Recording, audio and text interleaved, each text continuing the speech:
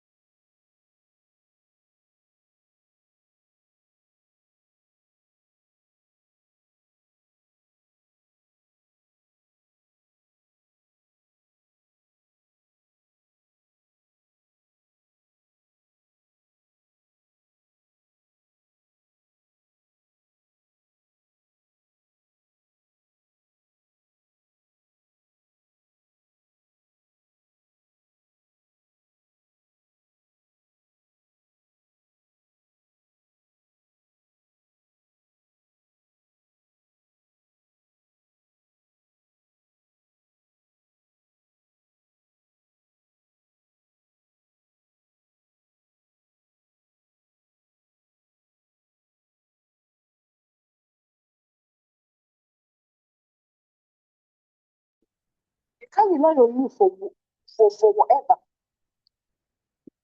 I go to you give you na hawk ya ka granite. Ina hawk back character. Chineke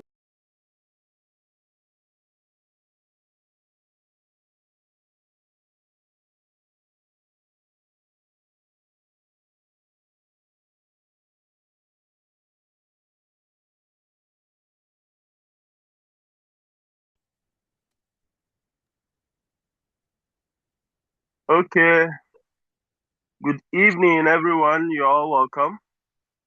This training is, of course, mainly for Shadland tutors. I hope you can hear me. If you can hear me, please unmute yourself and say hello. I just want to be sure you can hear me. Hello. Hello, we can hear you. Hello. Oh, great. Thank you very much. Hello. Good evening. Mr. Ken, you are welcome. And Sugo Chinyere, you are welcome. So we are going to start off immediately. It's our policy to kick off African time. We don't do African time things. So today we are learning how to use Google Forms to set quiz. I know most of us know how to use it, but because it's our new policy in Shadeland that all our students will now be assessed digitally, it's of course our duty to ensure that the teachers are, every teacher knows how to do it. Okay? And for all the Shadeland tutors, you are all going to get all the Shadeland tutors, that's our teachers, are going to get the full material, full detailed materials for use of Google Forms and use of Google Classroom. Sorry, today I'm using my phone. A neighbor put on generator and it's disturbing me seriously. I can't even hear myself in my office, so I had to leave my device, my laptop there and use my phone. So, having said that, we are going to start off immediately. Now, use of Google Forms, I want to go straight to the use of forms, and I'm going to share screen now.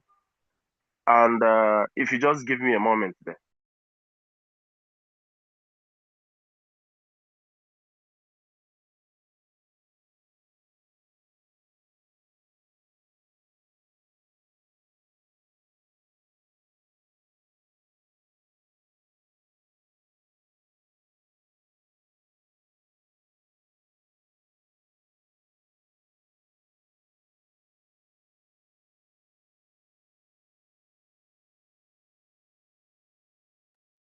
Okay, sorry about the pause there.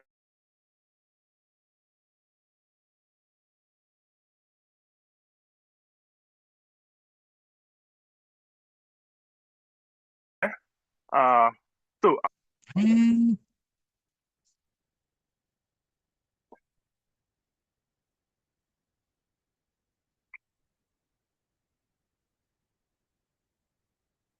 sorry, I'm using my phone and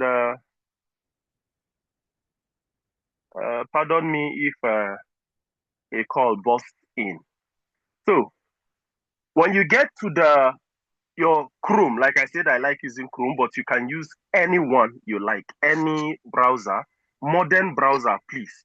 There are some old browsers that will not give you that touch you need. So you type Google Forms,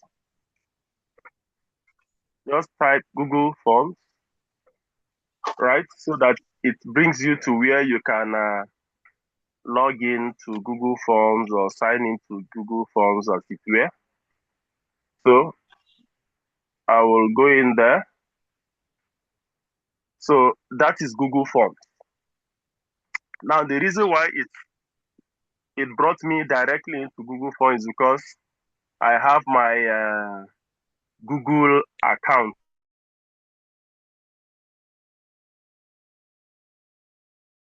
already created on this.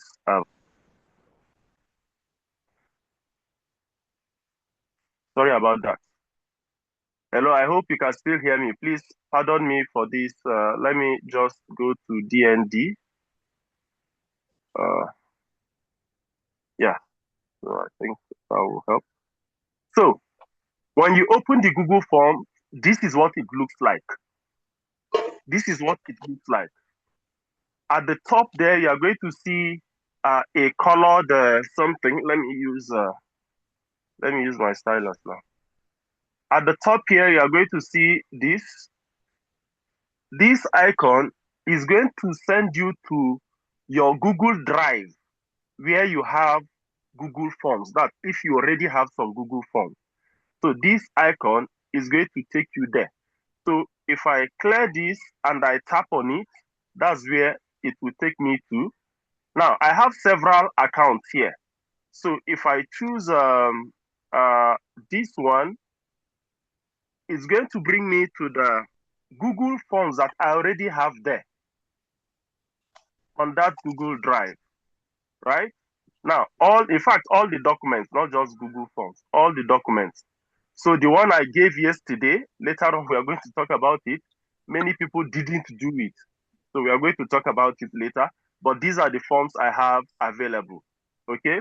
So that is, by the way, that is for that first icon. You can see that purple violet icon there. Then this one, the next one.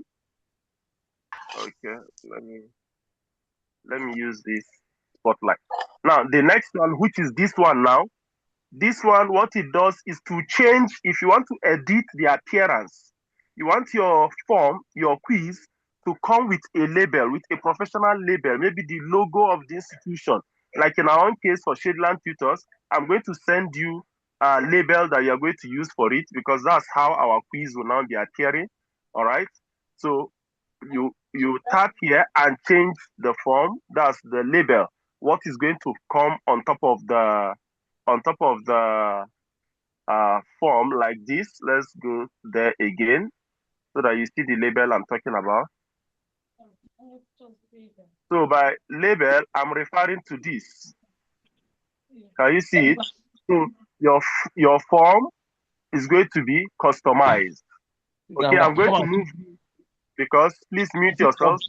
I'm going to move real quick because I have a meeting by 6, so I want us to finish before then. Please mute yourselves or I'll remove you, please. Please. Mute yourselves or I'll just remove you so that we can have a decent meeting. So I'll go back again. So I've already told us what this is for.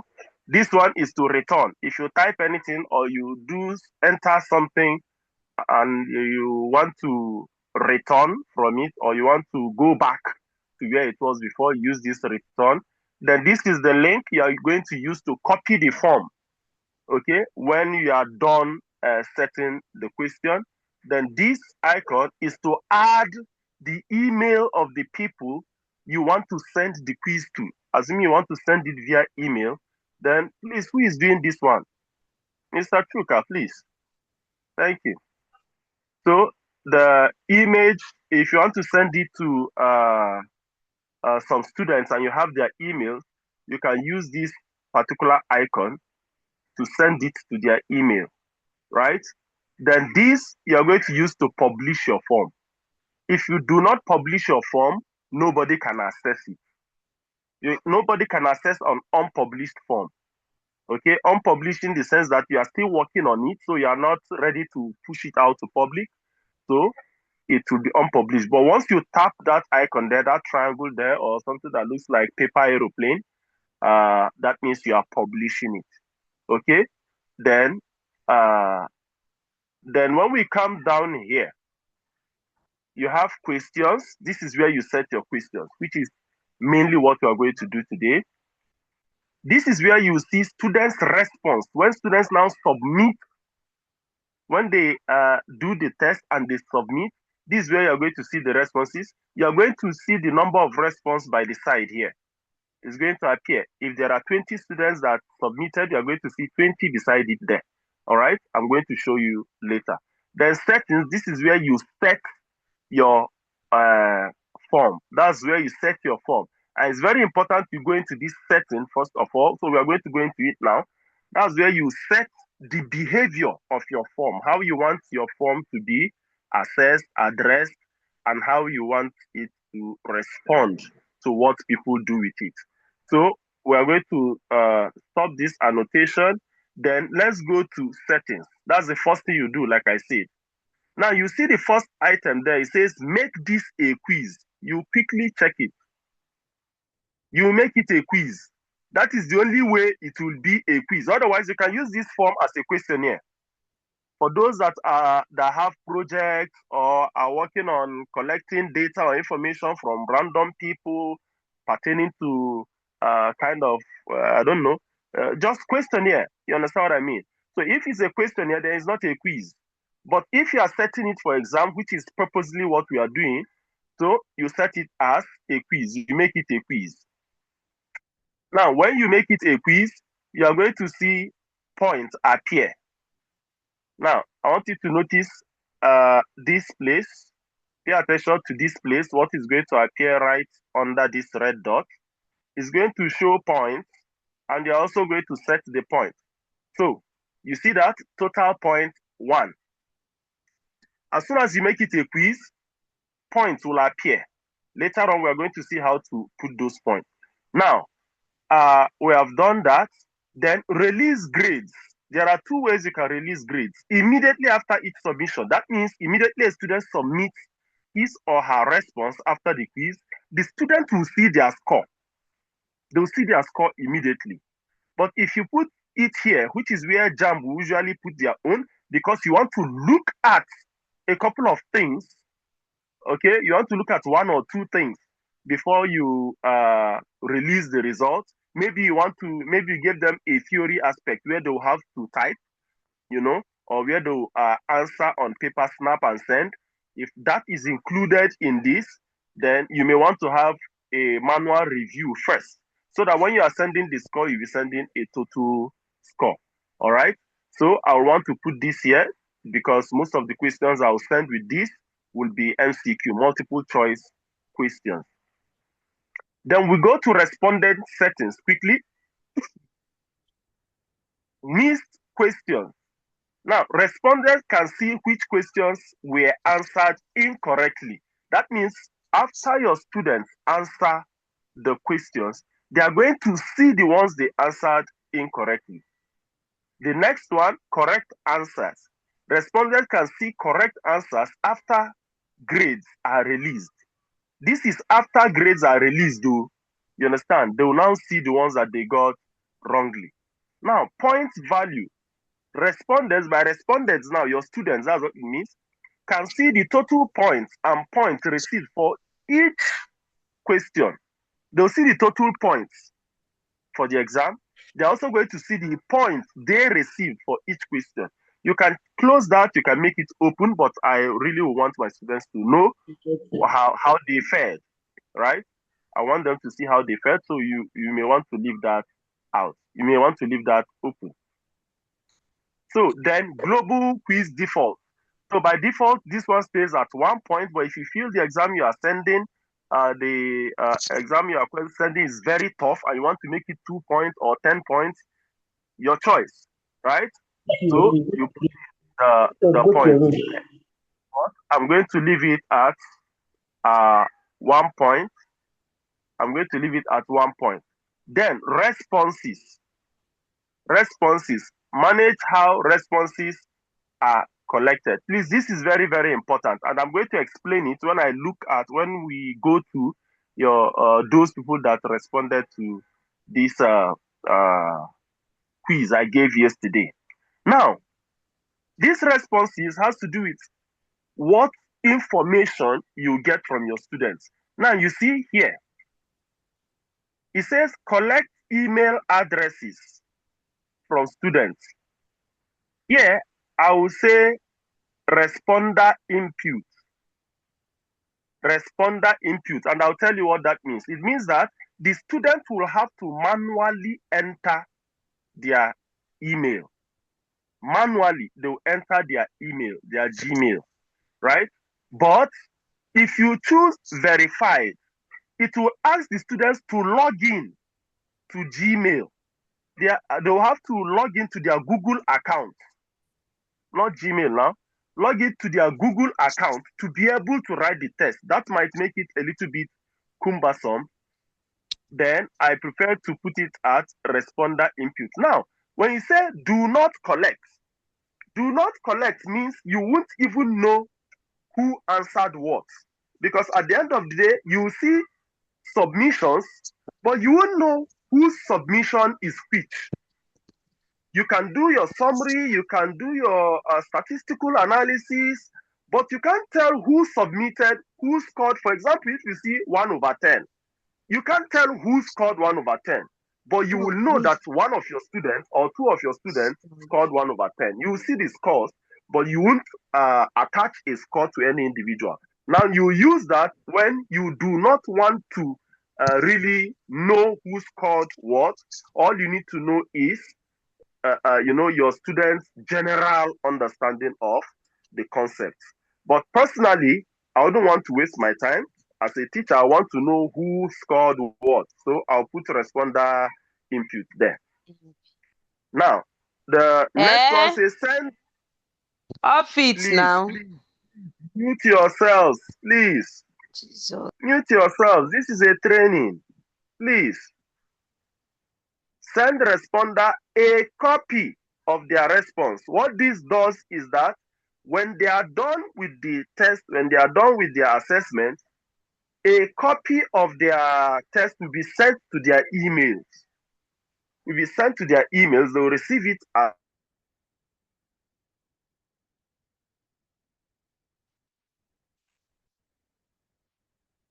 an email. They can open it and see on what you want to do. Sorry, call is. Oh, sorry. So I'm sorry about that.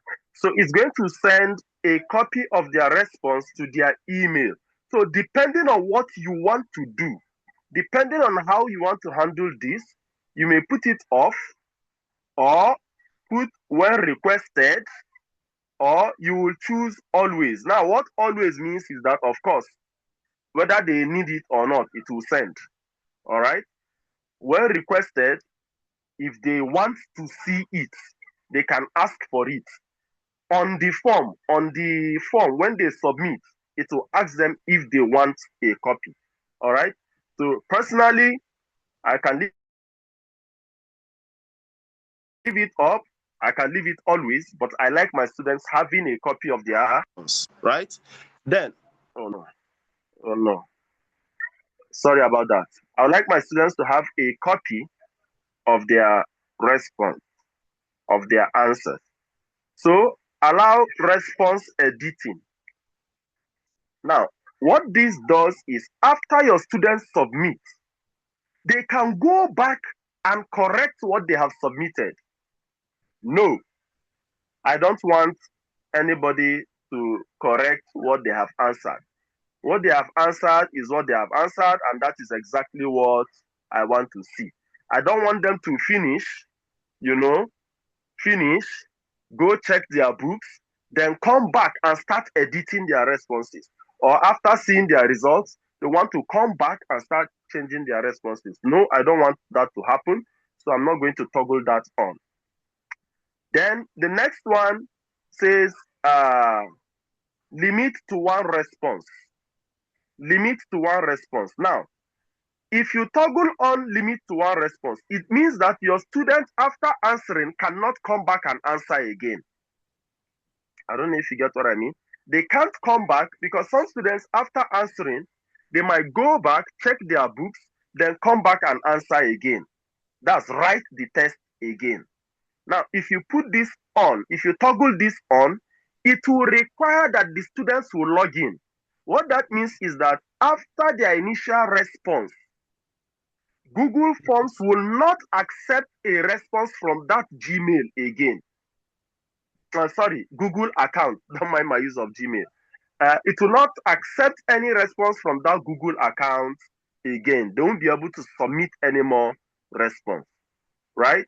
So, but the reason why I leave it open so that they can submit another response is that you can easily tell which one the student submitted first, right? So, because every response will come with its date and time. So, if they go back and they do another one, you can choose to use it depending on what you want, or you can simply ignore. Please mute yourselves. Thank you.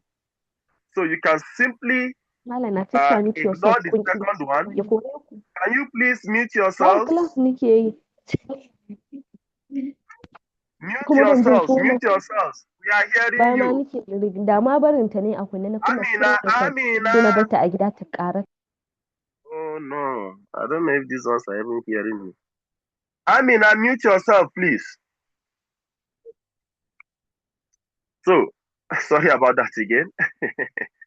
Please, of course, when you come into a training, you just don't come in with your microphones open. You know, just come in with your microphones closed. Then if they say open, then you can open. Because you may be quiet, then a sound from your background, maybe somebody around, family members, will just come and disrupt the class. That's not very fantastic. Right? So, like I said, I want to leave this open. And the reason why I want to leave it open is because I can always tell which submission my students sent first. But you can decide, you can allow your students submit twice, depending on what you want, right? So I'll leave this open. You can submit more than once. Then, presentation. Manage how the form and responses are presented. Now, form presentation. Show progress bar. Progress bar is just that bar that will show at the top. As you are progressing, it will be filling. As you are progressing, it will be filling. Well, you can put that on or you can put it off. It depends on you. I would like my students to see how far so that they don't just do two and feel they have finished, right? If they look at the bar, they will see that they have not even started. So they will see how far they are going with their questions. Then, this particular one is very, very important. The next one, shuffle question order. I'll tell you how to shuffle question order. What the shuffle question order does for you is that what one student is seeing as number one, another student might be seeing it as number 7. So it will scramble the questions for every student. So number 1 will not be the same for everybody. Now, when students would want to cheat, for example, somebody that has answered will just be writing it on paper. Number 1, C. Number 2, D. Number 3, E. Number 4, A. Number 5. Now, when he finishes it, he can snap it and send it on their WhatsApp group. You understand? By way of doing favor to his colleagues, right? Now, if your students carry that and they try to answer with it, you see, they are going to fail because that person's number 1 might be their own number 3. So I like shuffling my question order, but there is a condition for shuffling question order. If you shuffle question order, when you are setting the questions, you will not put number. You will not put like number 1 dot space. Then you start typing. What is this? What is that? You will not do that because if you do that, they will still guess. I don't know if you get what I'm saying. They will still be able to work it out. So if you are shuffling question order, do not number your questions, right? So that is that there. Then after submission, you can edit this, what you want your students to see. So you can say the default response there is your response has been recorded. You can change it, you can edit it to whatever you like, then save.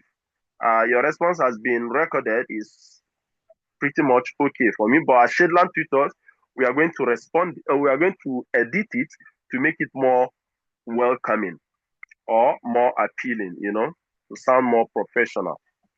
Now, this one says, show link to submit another response. What this means is that after the students submit, they are going to see a note under saying, would you want to submit another response? Or would you want to try it again? Or would you want to submit another? So if they tap on it, you understand, they can start afresh. So I want to toggle that off. Once you submit, you have submitted, you just go and rest, right? But if you want them to submit another one, you can toggle it on. Then view result summary. View result summary. Remember, if you allow students to view result summary, they are going to see summary of everybody's performance. Okay? They are going to see the summary of every other person that has submitted. They are going to see other people's performances, not necessarily with their names, okay? Not necessarily with their names, but they are going to see the statistical summary of the performance for that test. I want to leave that out. That information is for the teacher. Students might not manage that information very, very well. So, restriction, disable autosave for all respondents. Please don't put this on because of network or something, students might have their questions refreshed. You understand? So don't disable it. Our advice to leave it open so that if there's any issue, they can still continue, right? So what it means is that their progress will be auto-saved in the device, that's in the site as they are working on it. Then defaults. We look at form defaults. It says collect email address by default. Collect email address by default. Enter here and put responder input. Okay, so the students will manually enter their email. Then questions default. Now, if you toggle this on, it will make all the questions compulsory. That means every student must answer every question before they submit. I like putting that on. There's no reason why you should not attempt every question because I don't want any question to come in blank, right? Now, we are done with the settings. I want you to pay attention again to where we are. This is what we have just dealt with, settings. Right under the red dot, you're going to see settings. That's where we are now. We've already done the settings. I said that these responses is when the students submit. You're going to see their responses there. Now we are going to go to the question. We have already set how we want our question to be. So let's go to the question now. I'll tap on question. So it will ask them to enter their email. Then you come to question number 1. You see untitled question. Untitled question. This is where you type your question. So you may go, okay, I don't know what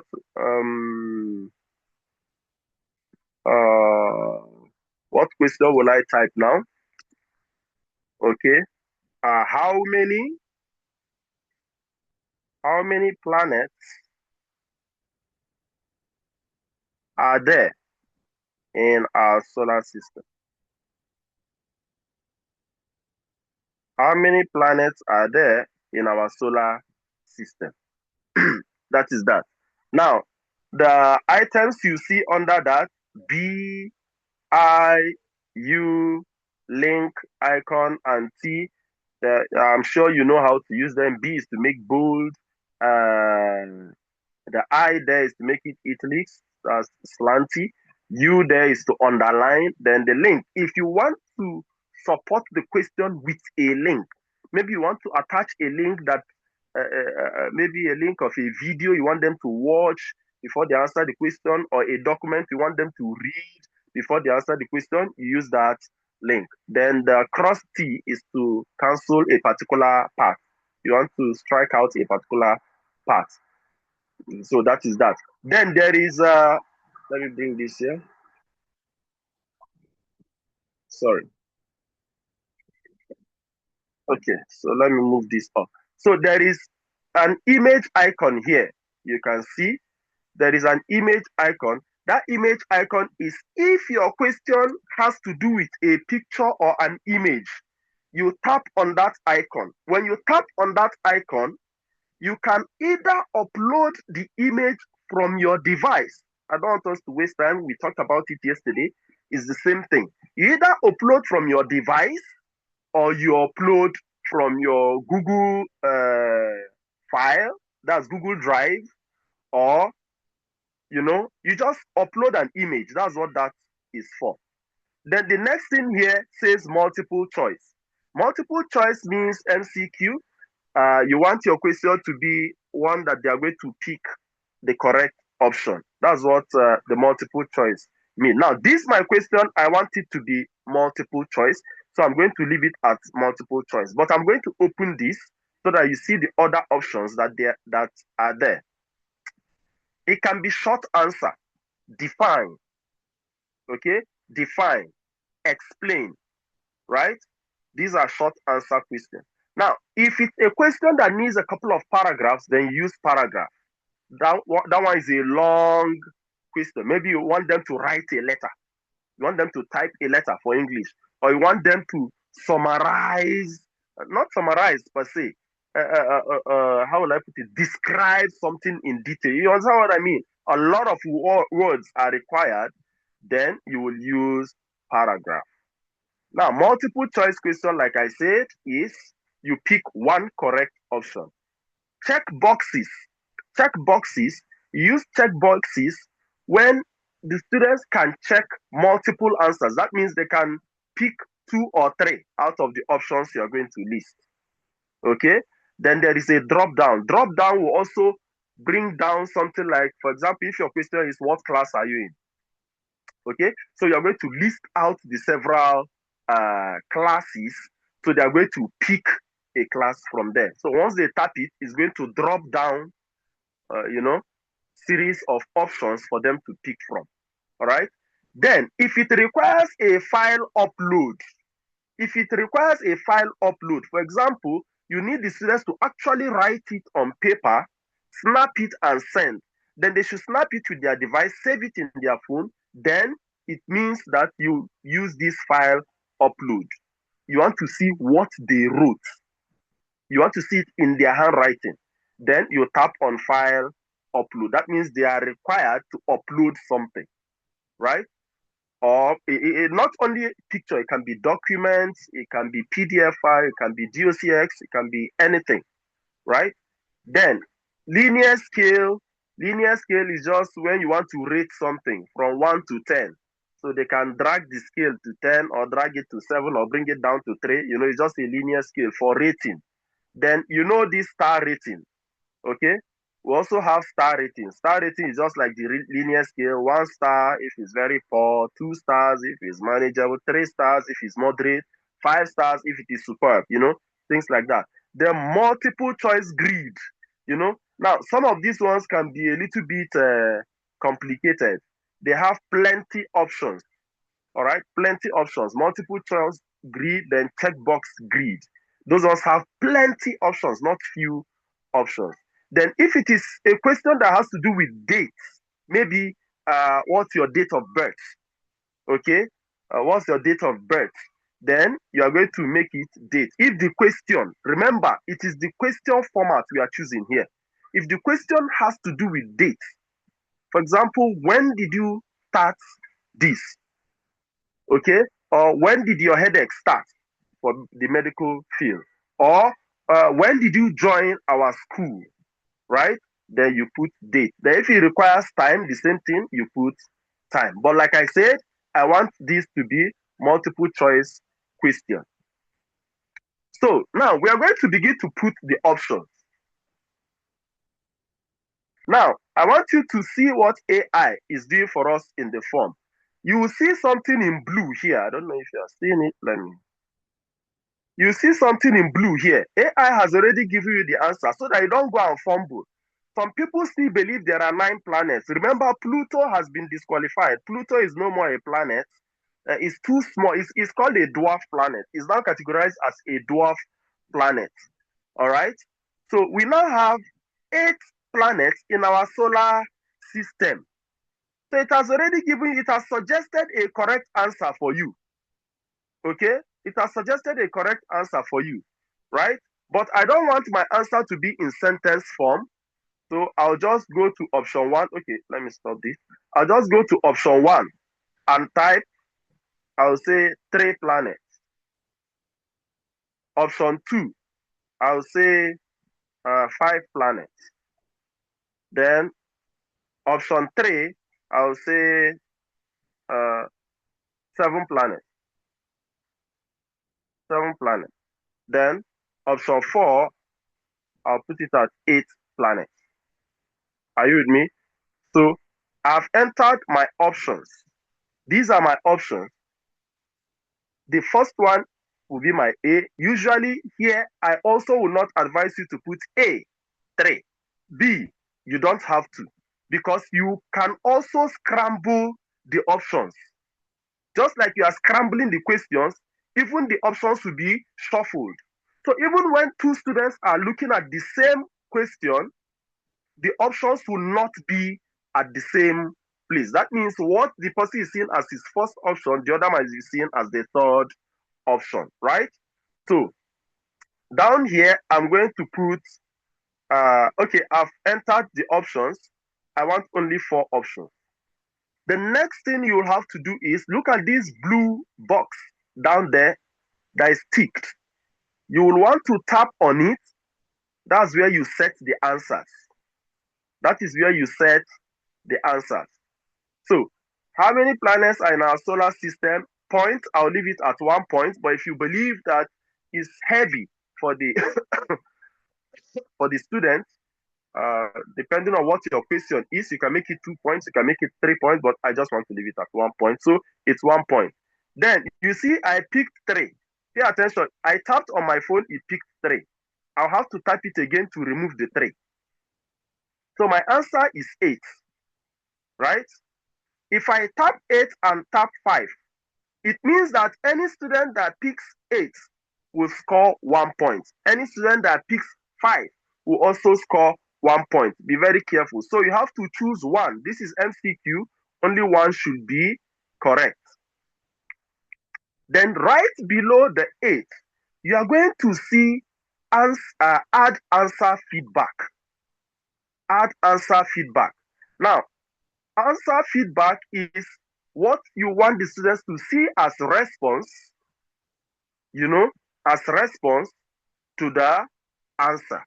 That's as response to the question after their submission, right? You can say, if it's wrong, okay, for incorrect answer, you can see the first one there is incorrect. So what I'm typing here is for incorrect answer. So I'll say, that's not right, or that's not correct. All right. There are 8 planets in our solar system. Now, what this does is that when the students read your comment, they now remember, oh, I remember when this auntie or this uncle told us that they are 8, and I went to choose 3. What was I thinking? Maybe you're asking number of planets in solar system, then they are thinking of how many moons or satellites a planet has, right? So that is that. Then we come to correct answer, okay? You can just put excellent. Sorry. Excellent. There are 8 planets in our solar system. So if your student is not an alien, if the student is in this earth, we have, as long as it's within our own solar system, we have 8 planets. So we have put comments for incorrect answer, comment for correct answer. By the way, this is even optional, but it helps you to give an immediate feedback. Okay, immediate feedback. It reduces how the students will be calling you or chatting you for explanations. They are going to see it. So if you know the explanation you are going to give to the answer, you put it here. The good thing is that you do it only once and for all. You understand? You don't have to explain to this student, then the other one will ask, you now explain to that student, the other one will ask. You understand? The explanation, you just put it here, everybody will see it once and for all. That's the beauty of this. So we save. We have saved the responses. So down here, you are going to see the responses. You can tap on the pencil icon there to edit your response, or you can tap on the bin icon there to delete a response. Then we can come down here and say done. Our question number 1 is set. We have set question number 1. So to set question number 2, I want us to pay attention to this again. Look at this plus here. This plus here is what you use to add the next question. So we are going to tap on the plus. It brings you to where you enter question number 2. All right? Answer question number 2. Maybe question number 2, I want it to be a theory question, just a small theory question. Something like, okay, a crop or a seed, I'm going to agree now, a seed with only one seed leaf is called then I may want to put a dash. Okay, I want to put dash. Now, this is not a multiple choice question. I can make it a multiple choice question, but I want this to be a short answer question. If it's a short answer question, then I'll have to provide the answer. I'll have to provide the answer. So, it's a short answer, then I'll come here, okay? Then I'll add the answer, mark all other answers correct. So I can make this 2 points, okay? 2 points, then I'll add the mark all other answers correct means whatever they give. No, you're not supposed to tick that, because if you tick it, whatever they choose will be correct. And my correct answer will be a monocot. Did I say one seed leaf or two seed leaf? I think I said one seed leaf. So it's a monocot or monocotyledonous, okay, plant. So I'll save. So that is one, that's there. So it's just one word or one sentence, just short sentence answer. So that is what you do with this. Now, I want us to look at this point down here. There are 3 dots here. Again, let me show us so that you see exactly what I'm talking about. I've told you what this is for. Required means every student must answer it. Then these 3 dots, let's see what we can do with them. You tap on the 3 dots, it will give you some options. To duplicate the item, that means you are repeating the question again. Okay, if you want to repeat the question again, maybe the second one I want to ask, I will now want to ask with 2 seed leaves. So if I duplicate it like this, duplicate item, the question is going to appear again. You can see the question now, C1 up, that's my number 2 is up, then it's repeating itself here again, but I want to say 2 seed leaves, right? So I'll change this to 2 seed leaves. That's what the duplicate does for you. Duplicate item, that's what it does for you. So if I go back to this now, the next item there is remove. I don't want the question. You can remove it. If you tap on the bin, that remove there, it will just delete that question. Then description. Maybe you feel your students need a small hint, a small description under the question, so that they will, that's a description, a hint that will guide them aright, so that they won't misunderstand your question. Then you may add a description, okay? Then response validation, all right? If you want to add some kind of response validation, then you may put that there, but those ones are to make the work more complicated. So you may just leave it at this. So we are done with the question strip. That's the question strip. Okay, type your question, choose an image, choose the type of question, then toggle it on to be required, then use the blue box button to enter grade and correct answer, then come here, the 3 dots by the right, to either delete, duplicate, or another thing you will see there, Okay, but because I've already done it, I've already set it from the beginning, is that you can actually shuffle the options. Shuffle the options. I've already set that from the beginning. That's why it's not there. You can shuffle the options. So if you shuffle the options, person A, the one student A will be another student C, like we said before. So that is that for this. So the next thing we are going to look at is, okay, let's start with this. If you want to section your question, for example, section 1, objectives, section 2, theory, you use this to create a new section.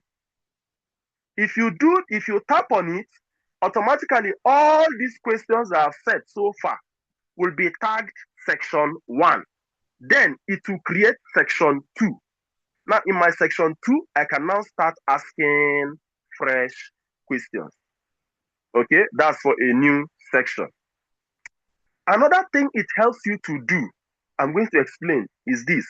You can make students, that's the option they choose from a question to send them to a particular section. For example, if you want to use this, if you want to set one question for primary 1, primary 2, primary 3, primary 4, primary 5, or for SS1, SS2, SS3, for instance, right? If you want to set one question for everybody, then you will have to create a section for one class, another section for one class. Then in section 1, you must add a question that says, what class are you in? Or what class are you? Right? The student will now go to the options and choose primary 5. Then you will have to set there's another setting where you will instruct the form to send the student. In fact, let me do that. Let me do that so that you understand what I mean. To send the student to section 2 based on so answer. So I have section 2. Now you can see section 2. I want to create another section, section 3. Okay, section 2. Let me title it. Let's say this is primary 6. Yeah, also not 8. Primary 6. Okay, I have not added questions yet. Then this one, untitled section, I want to call it primary 5. Primary 5. Okay, so let's assume I have these two sections, right? Now, it means that in my section 1, all these questions here, I want both primary 1, primary 5, and primary 6 students to answer this question. But I will come here and add under this. I want to add a question under this. Okay, not here. I want to add it right under this one. That's after answering this question now. The student will now see. So, now, what class are you? So, multiple choice. So, option 1, primary 5. Option 2, primary 6. Now, this is what JAMB used to mark your screen. I don't know when you wrote JAMB, but some of us wrote JAMB on paper. It wasn't this CBT they are doing now. They gave us question paper. They ask you your question type. They ask you your question type and you shade. Now, that is usually the question number 1. As soon as the machine detects your question type, it brings the marking guide for that question type. That is why students have different question types. Some will have Q, some will have U, some will have P. Okay? So these are the options. I'm also making it required. But I want you to see why this is very important. Now I'm tapping on those 3 dots. Let me show you the 3 dots I'm talking about. I want to tap on these 3 dots. Under that same question, what class are you? Okay? So I'll tap on the 3 dots. Look at what it said down there. After duplicate item, remove, description, it says go to section based on answer. Go to section based on answer. So I'll tap this. Listen attentively. I'll tap this. When I tap it, you see the 2 options I have. The 2 options I created are primary 5 and primary 6. Because my primary 5 questions are on section 3, I will say continue to section 3, which is primary 5. Can you see it? So primary 5 will go to section 3. Now, under primary 6, I'll say continue to next section. No, not continue to next section. I want them to go to primary 6, which is section 2.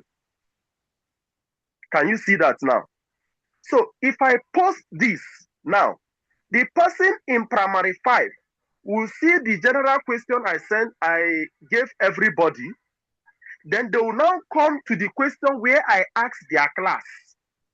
Once they tap on an option, it will send them to the questions that are now peculiar to their own class. Do you understand now? So you can use such a thing to actually categorize your students. Categorize your students. All right? So you can actually ask them what class they are in, or you can ask them depending on what you are studying. Depending on what you are studying, all right, or what the exam is about. You can just categorize them. You can create as many sections as you want. Once they pick their own section, it will send them to where they are supposed to be. I hope this is clear to everyone. So that is basically all about it for this. We won't have to set so many questions. So when you come to primary 6, you set their own question. Okay? When you come to primary 6. Now, another thing you must pay attention to now, okay, so that you don't get this complicated, because I know it's very flexible to use with phone. You can use your system. It's pretty much the same thing. If you are using your system, one of the differences, the only difference you might see is that this thing here, this strip here, is going to be by the side here. It's going to be by the side. All right? Every other thing is pretty much the same thing. Now, something I wanted to say earlier. Now, if you tap on this primary 6, okay, if your cursor is in primary 6, and you tap on this plus, it is going to set question for primary 6. It's going to set question right under that strip where your cursor is. Let me repeat it. I want you to understand this very clearly. This is primary 6. This is where my cursor is. Right? If I come down here, because this plus sign down here is for question, isn't it? If you tap on this plus sign, the next question strip is going to come right under that primary 6 section. So as I'm here, let's say this is, let me just call it planet. It's not a proper question, just planet, so that you understand what I mean. And I want to set a question under planet, immediately after planet. But my question, my cursor is on, okay, let me see, let's call this solar. My cursor is on solar, but I want the question to come under planet. If I want the question to come under planet, I'll have to tap on planet. When I tap on planet like this and I tap plus, the next question will come between planet and solar. It will come right under planet. Right? These are small details you need to know. Because sometimes some people will be setting questions, they won't know they are setting it in another section. They won't even know they are setting questions in another section. So just know that once you tap on the plus, the question strip is going to bring out is going to come immediately after where your cursor is presently. So you take note of that. That is very, very important. So if I put Earth here as my third question, is the third question, but I want it to come under planet. You are going to see that, you see right under planet there is Earth, then after Earth there is now solar. You understand? That is just for the arrangement. So that is that for questioning. I've shown you everything for questioning. Then when we come to responses, there is no response. But briefly, I want to show you what happens in responses. I'm going to show you what happens in responses. That's when your students begin to submit. So let me go to my Google Forms. I still want it from here. I want to choose a typical exam. That's the assessment I gave you people yesterday. We are going to see out of the 17 students I had, this is the exam. Out of the 17 students I have, we are going to see how many students actually attempted the question. So, okay. Sorry. I want to open this quiz.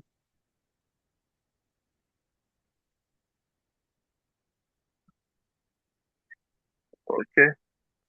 So, now, this is the quiz for me. Now, I want you to check that response part. Can you see something there? You will see 5. You will see 5. It means that out of my 17 students, only 5 submitted. So real quick, let's check what we see there. When you come into response, you are going to see 3 tabs again. It's going to show you 5 responses. That's the number of students that submitted. Then under it, you are going to see summary. Summary is going to give you a statistical summary of your students' submissions, statistics. So if we go down that summary, we are going to see on the average, 8.4 average, that's the average score now is 8.4 points. Median, that's for statistics. You understand what I mean? Then range. So here, if you didn't set it to release this course initially, this is where you tap it. You tap on release score to just release this course to everybody. Now, I want you to notice something here. Look at the email. Under email, you will see only 2 emails. So it means that I collected information for only 2 students. When I set this thing, when I set the under settings, let me show you what I mean here now. Responses. Under responses, initially under responses, I said do not collect email. And the reason why I set it as do not collect email is because, of course, I don't want you to get 0. And we'll be seeing your 0 here. Do you understand? So once you set it as do not collect, you are not going to get the students' names. You are going to see that they submitted. That means I can see that 5 people submitted. But later on, I now changed it because I wanted to explain this. I now changed it to responder input. After I changed it to responder input, that was when these 2 people submitted. Can you see it there? But if I come to, like I said, under summary, question, individual, here you want to see the analytics of your questions. How many people pass question number 1? How many people pass question number 2? That's what you do here. Then individual. Now, individual is where you see the scores attached to each student. Now, 5/10 is for a student that I didn't have his record. That means the student submitted when I said I don't need email. So if you don't need email, this is how it's going to appear. You won't know who it is, but you're going to see the person's performance. Can you see that? Yeah, Chideke, this person passed very well. Do you understand? So you are not going to see, you are going to see the person's performance, but you won't know who it is. So you will see 1 of 5. If you go to next, you will see 2 of 5. Again, no email. Then next, you see 3 or 5. Again, no email. This person got 9/10 points. Then you now go to 4 or 5. You now see email. Can you see the email down there? zochibel47@gmail.com. As a matter of fact, that is my email there, right? That's one of my personal email there. So 10 of 10 points. So which one will you rather do? Wouldn't you want to see your students so that you know that, this is the person that got 10/10? Are we together? Then the next person, okay, somebody else just submitted now. Somebody else just submitted now. That means we're also going to see the person's email. Now, the next person, you see the email up here, aminaidris4@gmail.com. So if you go down here, you're going to see the mail again. So Amina got 8/10. Thank God you don't know who Amina is. So now let's go to the the next person. Somebody just submitted, even though the person submitted late. That one I'm going to address it. That one will be addressed when I go to Google Classroom. But because I didn't close the submission, students can still submit. So this person, I'm sure this person just did it for practice. Just let me see what will happen. You understand? Let me see if it will appear. Yes, it appeared. You now appeared as the 6th person. Initially, we had 5, but now you can see under responses, it is 6, and we are seeing 6 of 6. Now, this person, 6 of 6, did 4/10. So this person just picked options randomly just to see if it will appear. That's a very good try. So if you didn't do the test, you can even try it now to see if your own will appear before I finish this explanation. So again, we are seeing the person's email, right? And we can go down to see the one the student failed. That's the beautiful thing about this. You go down, you see the one that each of those students failed, right? So, and you can even respond to the student directly. You can send an email to the student directly.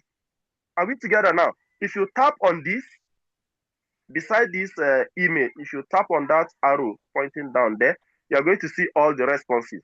Response 1 was when I was not collecting email. Response 2, response 3.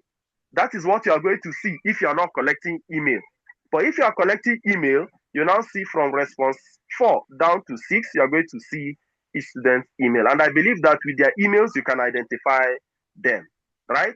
Then if I tap here, release results, right? If I tap on release results, now you see that it is only those whose, what do we call it? Only those whose emails appear can see their results if I eventually release it, assuming I set it that they won't see, right? So it's going to send them an email of their results. This thing you are seeing, this thing I'm showing you now is what, there's nothing else JAMB is doing. It's just the same thing that they that they arrange. You understand? JAMB that is setting JAMB exam. As Shetland tutors, we give JAMB mock. And you write the mock, you see your result immediately. But the reason why you won't see your JAMB result immediately is because JAMB want to do some security checks. They want to check camera, they want to check, because you can actually put some security checks on this. There's no time, that one will be for master class. What the security check does for you is that if the student, anything the student is seeing on their screen, you're going to see it. If they reduce the form to one side, so that they would open ChatGPT on one side, so that as they copy the question, they paste, and they'll be putting answers for you, you're going to see everything going on their screen. Are we together? Then another security layer is going to add a camera. What the camera does is that it will be seen from time to time. It will be taking pictures of the student's face, and it will using the, if they're using, if it's a double camera phone, it will be taking the picture front and back. Front and back. That means if somebody is behind the phone telling the student the answer, it might capture the person. So if it keeps capturing the person, you know that this person that has just been here since talking. You understand? You can gauge from it. So that's another security layer you can add. So I'll show you where we can add that. So if I say release results, everybody, these people that I ticked are going to see their results. Now, let's go back to questions. let's go back to questions. Oh, sorry. This point here, these three dots up here, I've not shown you what they do. I mean, these three dots here. Let's tap on them. So I'll explain quickly what they do. Then we close for the day. If you have questions, please send it to me directly on WhatsApp. That's the much I can do now. I will have to go for a meeting. It's supposed to be by 6. So if you want AI to create questions for you, you tap on help me create, but don't be that lazy because, you know your students and I wouldn't advise you to do that. Then preview. Preview means you are going to see how the students are going to see the questions. Do you understand? Because sometimes you finish certain questions, you want to preview it. You want to see how they are going to see it. You want to answer it first. See how it's going to appear before you now publish. That's what preview will do for you. Then redo. I've already told you what redo is. Then make a copy. You can duplicate the question. Move to folder. If you want to move the question set from one folder to another on your Google Drive, you can do that. Move to trash, delete the question. Prefill form. Prefill form means, for example, if your form is for, let's say, you're just collecting, what do we call it now? A survey. You're just collecting survey from random people. There are some form. Prefill means if it's a yes or no answer. For example, what's your gender? Under gender, you see male, female, isn't it? You see male, female. Prefill means it will leave it at male. Then it is that person that should change it to female if the person is female, or leave it at male if they are male. That's what prefill form does for you. It picks one of the options. That means all your students will have to go to every question and choose an answer. They must choose an answer. You understand? Because the option that will be there might not be the correct answer. But the form is going to pick an answer for them. Maybe the first option, then they will have to go and change it themselves. Then embed HTML, leave that if you are not a geek. Then print, you can print your question paper. Then app script, leave that. Get add-ons. Add-ons. If you know how to put on those security layers, there are so many things that can help. Like there are some add-ons, there are some apps that will time your question for you. If you want the students to finish it in, let's say, 40 minutes, you go to add-ons, then the add-ons will take you to where you are going to pick either available ones or download new ones. What they are going to do for you is that you are going to choose the app you want to add as a support to your form. For example, I talked about timer, I talked about security. You understand? So you are going to pick there are so many of them. So many of them are going to appear. All right? So many of them are going to appear. You are going to pick, workspace, let me see. AI form builder. What the form builder does for you, this one we can't finish it today. There are so many of them. Are we together? There are just so many of them. So, sorry, I moved far away. So let's go back to those dots again. So you can add on a layer of security. So any app you want to support your form with, that you want to act on your form, you can go to add-ons and put it there. Some of them are free for a while, then you start paying. Some of them are free, some of them are paid from day one. Then on publish, let's say I don't want access to that form again. I want to retrieve it from public space. I'll tap on publish. You understand? Then all the other ones, if you want to take training, Google actually make provision for you to go and get trained on that, so you can get more information on all this. So this is that. I believe we have touched everything that you need basically to start setting your questions on Google Forms. Then for Shadeland Tutors, all our tests, all our exams are going to be on Google Forms, starting from August 1. From August 1, all our assessments. So all our teachers, you will be invited you will get several invitations. The number of invitations you get will correspond to the number of engagements you have with us. So if you have several engagements, you're going to get several emails. Please, you have to respond to all of them so that you can come in as a teacher. Start using the Google Classroom and start setting your exams here. Are we together? I hope this is very, very clear to everyone. So I want to stop share here. And allow you to ask questions. So please, I'll take just one voice question, just one. So if you raise up your hand, I'm going to see the first hand I see. Hello, sir. Okay, Muhammad Salis Ibrahim. Yes, sir. How are you doing? Okay, go on. A very quick one, sir. I'm very glad to hear your voice. Oh, thank you very much. I'm glad to hear yours too. Unfortunately, yesterday I was very busy. I have my students, so we're having class at the moment you've started the training. And also today I joined late. So what I'm asking is that, please, can I have the record video for like yesterday's? Like we said yesterday, you want to have a record video for yesterday, today, and the material, because there are materials. There is a material, a guide, a booklet that you can print or you can leave it. If you want, you have to pay 1,500 naira. Okay, I got it. That is not up to what you spend for shawarma. You understand? So pay, you get the video, but you will be patient with us. You'll be patient with us. Unless you want the crude video, unedited one. You understand? Yeah. That one will mean even when I'm begging people to mute themselves, even when people are writing on my, you're going to see everything as it is. Yeah. But if you want to get the edited one, it will take a little while. It will take at least a week. Okay, we'll work on that. Then we'll send it together with the package, with the documents. Okay, sir. Thank you very much. We're going to discuss about it later. Okay, there's no problem. There's no problem at all. Thank you very much. Okay.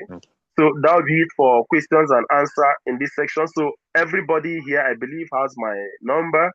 So you can send the question to me that privately via WhatsApp. Please, if you put it on that group, I might not respond. Okay, please send it to me privately so that I'll respond. Of course, you can't even send a question on the group because I think it's locked. The admin locked it. So send to me directly. I'm going to respond as soon as possible. So thank you all for coming. I want to test if somebody is already sending heart. I want to test if you still remember what we did in that paid training. Can somebody send me some gestures? I want to see some gestures. You can clap for me. You can give me thumbs up. Okay, you can laugh at me. Yeah, I'm seeing some hearts. Okay, that's cool. Thank you very much. I have very good students. But you see, all of you that didn't do your assignment, thank you very much. All of you that didn't do your assignment, okay, I will catch you. Wonderful. That is beautiful. Yeah. Somebody is raising up their hand. Okay. Thank you very much. So, God bless you all. I hope that these trainings are going to sharpen you. Please don't leave these things to lie low. You leave them to lie low. Start practicing. Start using them. You understand? You get perfect by using them. If you leave them, you begin to forget them. Start using them and you see that you will get better. So, okay. Somebody, thank you very much. I really appreciate that. So, have a nice day, y'all, and God bless you. Have a blessed evening to you all. Bye for now, till we invite you for another training. Thank you, Madam Chinedu. Thank you very much, ma. Bye.